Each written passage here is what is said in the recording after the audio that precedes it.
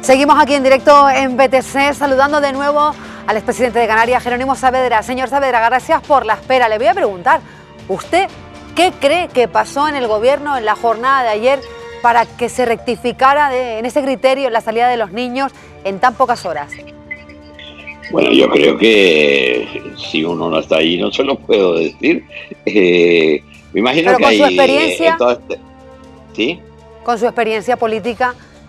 No, mire, normalmente a un Consejo de Ministros van los proyectos de decreto ya perfectamente redactados, han pasado por secretarios generales técnicos y eso, por muy complicado que sea el tema, por muy nuevo que sea, yo creo que hay unos mecanismos que la administración pública estatal tiene larga experiencia y no tiene por qué ocurrir ese tipo de fallos, porque reconozco que yo mismo me he leído algunos de los decretos leyes en aquello que siempre ha sido mi especialidad, lo laboral, y a ver, hay dificultad para interpretar algunos preceptos, y así lo están diciendo los diplomados de relaciones laborales, ¿no? Entonces, en medio de tantos decretos ley que va acompañado de una serie de medidas económicas complementarias, como la que ayer se aprobaron especialmente para las pymes en relación con los ERTE, etcétera, pues si se equivocaron, pues que han corregido y han hecho bien corregir. Tampoco hay que dar mayor trascendencia y creer que aquí todos somos actores perfectos, ¿no? Esto es una Hasta situación... los grandes cantantes se cometen fallos a veces, no se le va el gallo, ¿no? Todos cometemos errores, por supuesto, pero en esta situación excepcional que está viviendo todo el planeta, ¿cómo cree que lo está haciendo ahora mismo ese gobierno de coalición formado por el PSOE y por Unidas Podemos? No, las medidas que se han adoptado las comparto totalmente y parece que ahí no hay crítica. Lo que sí me parece a mí que la política de comunicación no es muy feliz. Y yo suelo acudir a otras televisiones europeas, por Italia sobre todo, a la alemana, y yo sugeriría a los asesores de imagen de la Moncloa que vean otras televisiones para que vean cómo se hace por parte del gobierno de Conte, en el caso italiano, de la Merkel, cuántas veces han comparecido en medio de esta pandemia y qué tiempo dedica. Yo no comparto esa imagen repetida de ruedas de prensa de 3 ministros, 2 ministros, de jefes de policía, guardia civil, etcétera. Yo creo que eso termina aburriendo y la gente, me imagino que cada vez verá menos los telediarios y ese tipo de reuniones de comunicación. Yo creo que las comparecencias tienen, creo que lo dijo Felipe González sin mencionar a nadie en una entrevista que le hicieron en la COPE la semana pasada, que la oí yo, que la comunicación tiene que ser corta, breve, no repetitiva. No decía más que eso, con lo cual estaba diciendo todo. Y cuando habla de comunicación, señor Saavedra, también se refiere a la encuesta de Tesanos, del CIS, el barómetro. Totalmente. Yo conozco a Tesanos hace muchísimos años, pero tiene una cierta obsesión de creer que sus pronósticos siempre aciertan. Y ahí no era un tema de pronóstico, ahí es un tema de una metedura de pata, punto. No tiene atenuante. Se reunieron hace unos días todos los expresidentes de Canarias con Ángel Víctor Torre. ¿Qué se habló en esa reunión? ¿Qué le dijeron? ¿Qué le trasladaron a Ángel Víctor Torre, al presidente actual? Pues como a mí me tocó el primero, por razón de ser el primero nombrado en la antigüedad o elegido, pues yo les puse, yo no hablé para nada del tema de la pandemia y de lo que se está haciendo, sino que me fui a lo que más me preocupa, que es cómo salimos de la crisis económica en la que ya estamos metidos.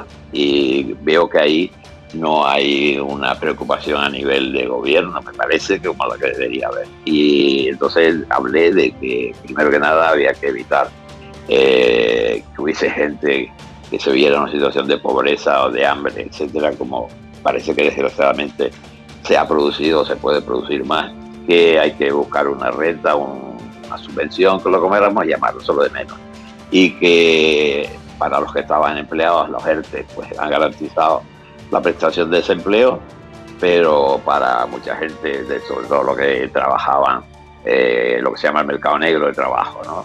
Para hacer chapuzas, cobraban por un lado, pero no se daban de alta la seguridad social, y se han encontrado con que ahora no hay actividad para que quieran hacer chapuzas y se han encontrado a cero de ingresos. Entonces, esa situación social hay que evitarla y me parece muy bien que se vaya a crear la renta a nivel nacional. También el acuerdo de Canarias fue el otro día una subvención, porque solo una sola vez, ¿no? Sí. Pero hasta que llegue la otra. Pero luego lo económico sí es lo importante, es decir, se va a tener dinero, el que sea. Pronto se debe saber porque ahí están los 525.000 millones de la Unión Europea que hay que distribuirlo por cada comunidad autónoma en función de la gravedad del desempleo que tiene o de la gravedad del problema de virus, que ha sido mucho mayor evidentemente en la Comunidad de Madrid o la Comunidad Catalana o en Castilla y León y Castilla-La Mancha que en Canarias, afortunadamente para nosotros, en Andalucía. Luego hay otro fondo para las subvenciones de desempleo, otro fondo para las empresas. Bien, eso supongo que ya lo determinarán probablemente mañana en el Consejo de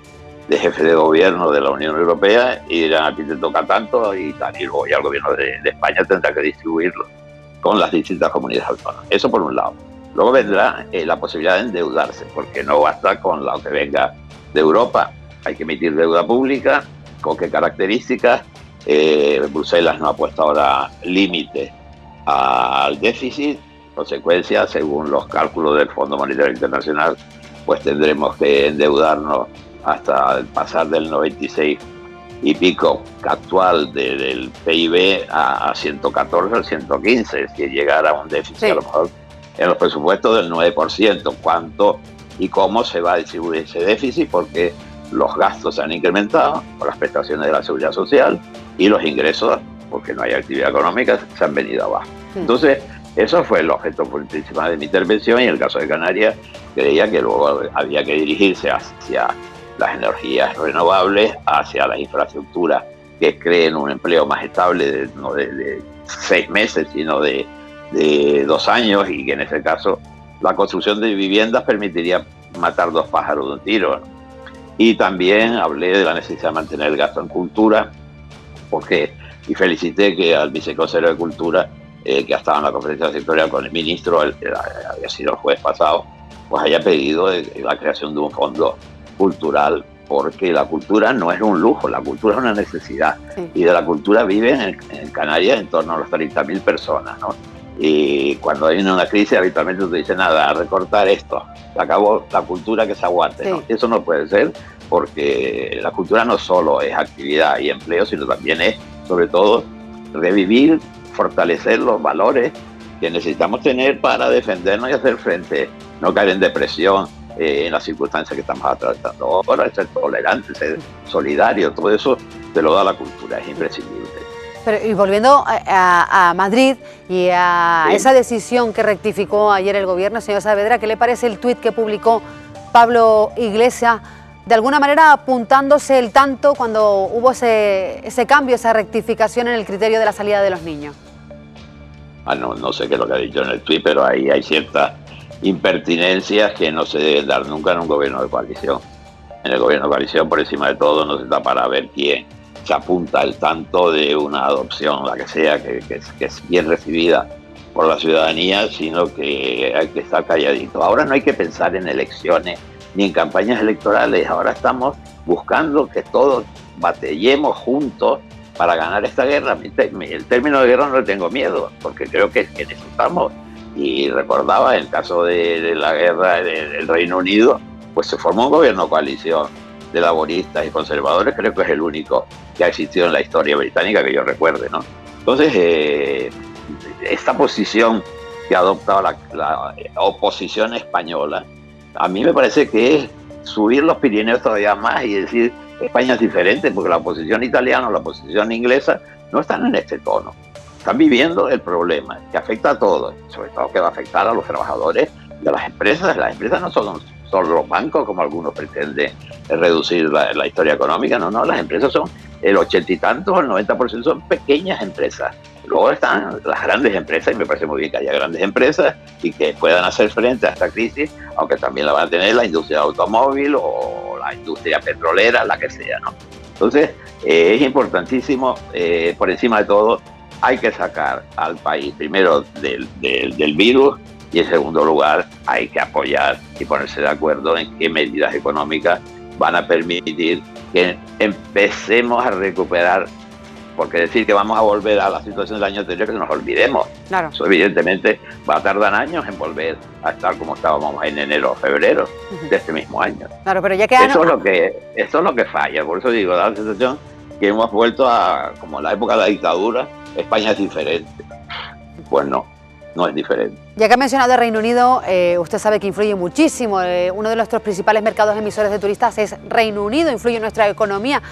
¿Qué le parece las primeras medidas que tomó Boris Johnson en cuanto a la pandemia, la contención del virus? Bueno, eso no ha sido él el único político no ha que sido ha el único. pifiado, y eso es mucho más grave que lo de la salida de los niños, ¿no? Porque él dice, yo aquí no voy a adoptar medidas porque tenemos un sistema de salud y somos tan listos y prevenidos que aquí no va a pasar nada. Y luego es el primero que ha tenido que meterlo en la UBI, y ha escapado afortunadamente de su atrevimiento, ¿no? El caso de Trump es por el estilo, un día dice una cosa, otro día dice otra, y hay muchos políticos que están actuando un poco de manera improvisada. Entonces, el caso del Reino Unido, al final ha tenido que entrar por el aro y confinar a la gente como están confinadas en España y en Francia o en Italia.